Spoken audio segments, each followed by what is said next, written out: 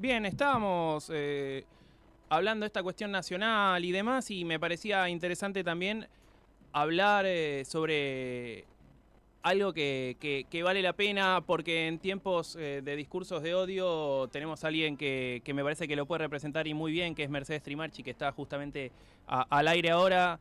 Me interesa abordar esta temática en la previa a la marcha por la diversidad que se va a dar mañana en Plaza de Mayo, ¿sí? Con toda la comunidad LGBTQIA+. Su palabra es fuerte y quería tenerla justamente al aire. ¿Cómo estás, Mercedes? Acá Ezequiel de Pinoyamne te saluda. Hola, ¿qué tal? ¿Cómo están? Bien, muy tranquilo. Digo, la primera, cómo es legislar en una ciudad cada vez más desigual, digo, con tantos derechos que se retroceden, con todas estas cuestiones que van en desmedro de las minorías. Bueno, en la ciudad de Buenos Aires no es ajena a la realidad nacional, con el gobierno de Javier Milei, un ultraderechista que viene recortando todos los derechos, acaba de hacer un acuerdo con Donald Trump previo a las elecciones, que obviamente le dio un vientito a favor justamente para ganar las elecciones de medio término, y es sobre la base de un aumento de las desigualdades sociales, de recorte de derechos, y la ciudad de Buenos Aires no es ajena a esa realidad. De hecho, Jorge Macri, que es el jefe de gobierno de la ciudad de Buenos Aires, ya está aliado con Javier Milei y lleva adelante la misma política que profundiza las desigualdades sociales, ¿no? O sea, en vez de dar herramientas políticas públicas para mejorar la salud, la educación, vivienda, el trabajo, no, hacen políticas para seguir favoreciendo a los mismos ricos de siempre, beneficiándolos con recortes de impuestos o a nivel nacional con nuevas deudas que sabemos que se van a pagar con el hambre del pueblo. Y te llevo a un concepto del que vos mencionaste recién, digo, pensando en esta cuestión derechista, ultraderechista que está llevando a cabo el gobierno nacional, sí, con Javier Milei a la cabeza. Mañana es la marcha del orgullo, digo, ¿qué lugar ocupa hoy el discurso de odio en la agenda política? ¿Cómo es que ustedes desde su lugar tratan de promover el antidiscurso de odio para concientizar? Bueno, lo primero que hay que tomar como dato de la realidad es que debido a estos discursos de odio, ¿no?, que están pronunciados desde el poder, y esto es lo grave, se han recrudecido los ataques de odio y callejeros a gays, lesbianas, travestis, trans, no binarias, y han crecido estos ataques en un 70% en el último año. Por ahí los hechos quizás más violentos y graves, ¿no? Fue el triple lesbicidio de Barracas, que ya se cumplió un año, pero digo, solo para recordarlo, o sea, en la ciudad de Buenos Aires, en el barrio de Barracas, en un hotel, vivían dos parejas de mujeres lesbianas, y un vecino, por odio a ellas y a su orientación sexual, las incendió mientras dormían, o sea, quemó su habitación mientras dormían, lo que provocó que tres de ellas murieran. Sofía, que sobrevivió, eh, quedó con graves secuelas, y ese es un ejemplo, pero que también, digo, se puede replicar a lo largo y ancho del país. En la provincia de Buenos Aires, en Cañuelas, le incendiaron la casa a una pareja de lesbianas. Por suerte no se pudo, o sea, no lamentamos víctimas porque no estaban en la calle, pero le quemaron la casa por ser lesbianas en Cañuelas. Y otro tanto pasó en la provincia de Neuquén, o sea, nos vamos al sur, y lo mismo con un joven trans, es decir, eh, estos discursos desde el poder, y esto es muy importante señalarlo porque venimos de un año en el cual en el Foro Económico de Davos, o sea, en el foro internacional más importante donde se reúnen los presidentes y los empresarios de todo el mundo, Sí. Milei da un discurso en el cual homologa la orientación sexual con la pedofilia, o sea, una barbaridad, algo tremendo, y que justamente va en contra de todos los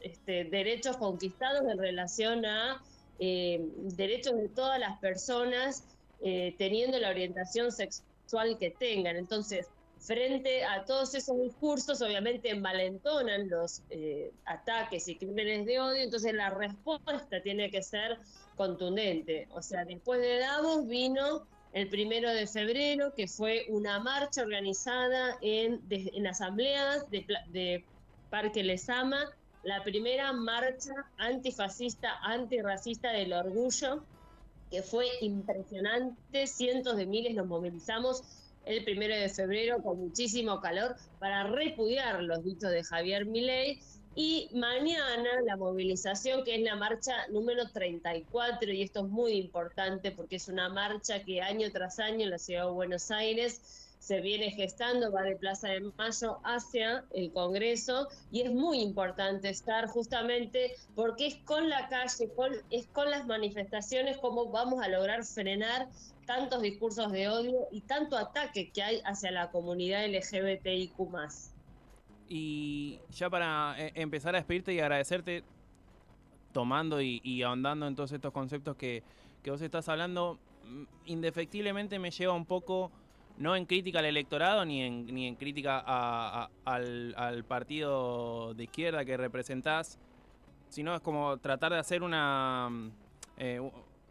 tratar de ver qué pasó, por qué la gente, frente a todas estas cosas que vos estás diciendo y que ya se hablan constantemente en los medios, ¿por qué crees que la gente todavía decide darle su voto de confianza a una persona como Javier Milei, que con sus discursos lo único que hacen es arruinar a la gente en el país?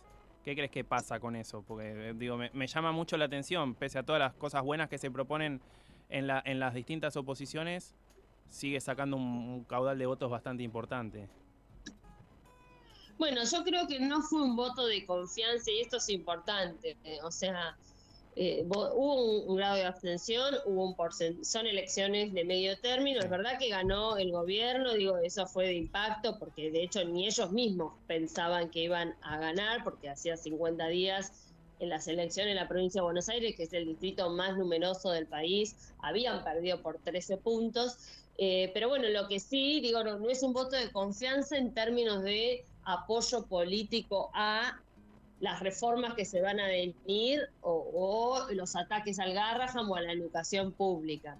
Yo creo que sí ayudó el salvataje que le dio Trump con el acuerdo del Tesoro de Estados Unidos y el propio Trump saliendo a decir hay que votar por Milei porque si no va a haber. Entonces lo que primó fue el miedo, o sea, multicausas, ¿no? O sea, primó el miedo al caos, a lo que qué va a pasar si no ganaba Milei, etcétera, etcétera. Pero lo que sí es importante, y esto hay que tenerlo en cuenta, es que más allá de lo electoral y de cómo quedó conformado el Congreso, donde sí la Libertad Avanza obtiene más casilleros, ¿no? Más bancas, sí. Pero tampoco es que, siendo minoría, la Libertad Avanza en el Congreso no pudo llevar adelante proyectos nefastos como la ley de bases, que contó con apoyos de radicales o peronistas que se pusieron la peluca para que salga la ley, ¿no? Entonces, más allá de que ahora sí tiene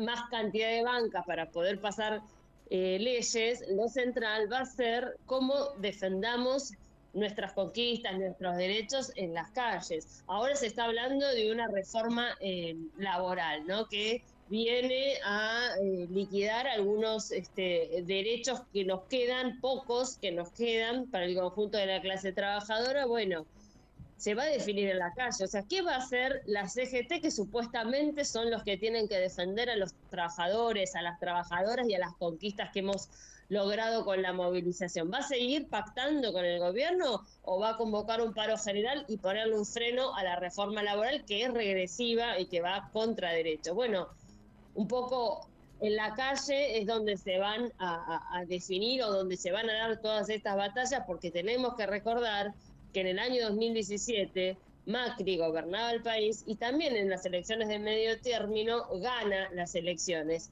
Y con ese resultado, con ese triunfo, lo utilizó para llevar adelante una reforma previsional que no pasó porque en el 2017, en diciembre de 2017, hubo una rebelión contra esa reforma previsional de Macri que quería reventar aún más las jubilaciones y pensiones. Entonces, no está todo dicho, o sea, hay que ver con qué se vienen desde el Frente de Izquierda, por lo menos desde Izquierda Socialista, que es el partido donde yo milito, incluso con el sindicalismo combativo, apostamos a la movilización, exigimos a las centrales sindicales que se pongan a la altura de las circunstancias, que convoquen a un plan de lucha, a una huelga para frenar esta reforma laboral y poder defender en las calles los derechos conquistados.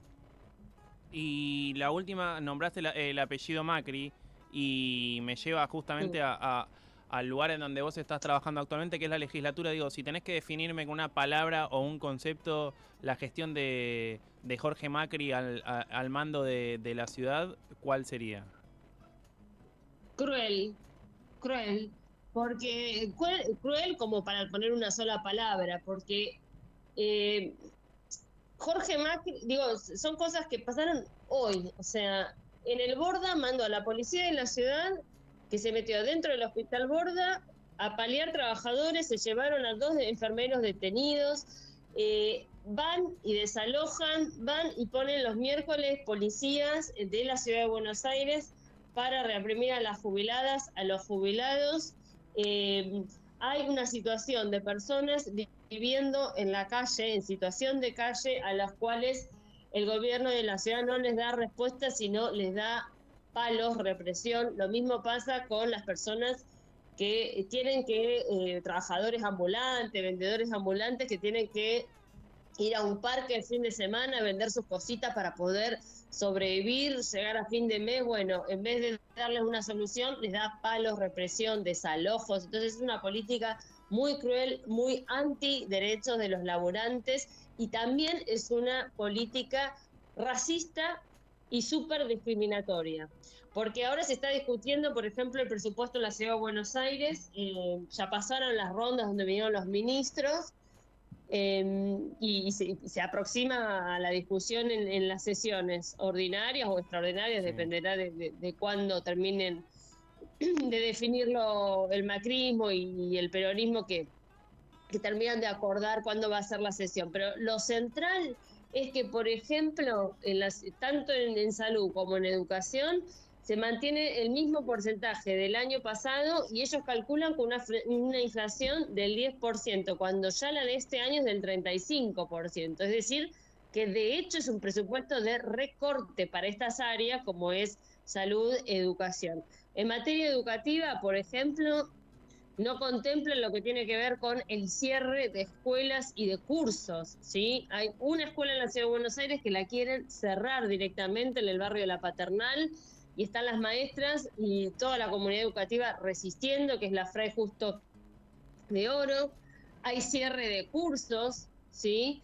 Y a la vez, en materia de salud, están llevando adelante una política que es de no atender directamente a personas que no tengan el domicilio en la Ciudad de Buenos Aires, aunque trabajen todo el día acá en la Ciudad de Buenos Aires. Es decir, hay una política discriminatoria y hay un recorte en áreas sensibles que es importante que lo denunciemos. Incluso, digo, para ir más a fondo de hasta dónde están yendo, sí. En los CESAC, que son los centros de salud de atención primaria, ya la campaña nacional por el derecho al aborto está denunciando que peligra la interrupción voluntaria del embarazo, porque han metido en estos CESAC a fundaciones, a ONGs que están ligadas a los antiderechos, justamente para ir a convencer a las mujeres que están llevando adelante embarazos vulnerables, para convencerlas de que no aborten. Es decir, una intromisión tremenda en la libertad de las mujeres para tomar la decisión, sí, y a la vez en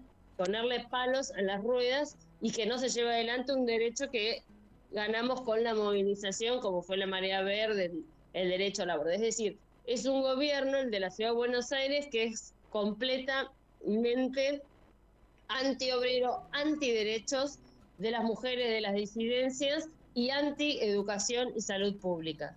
Bien, muchas, pero muchas gracias, Mercedes. Gracias por las palabras y por todos los conceptos que diste. Bueno, gracias a ustedes por la comunicación. Que tengan buen día. Abrazo grande.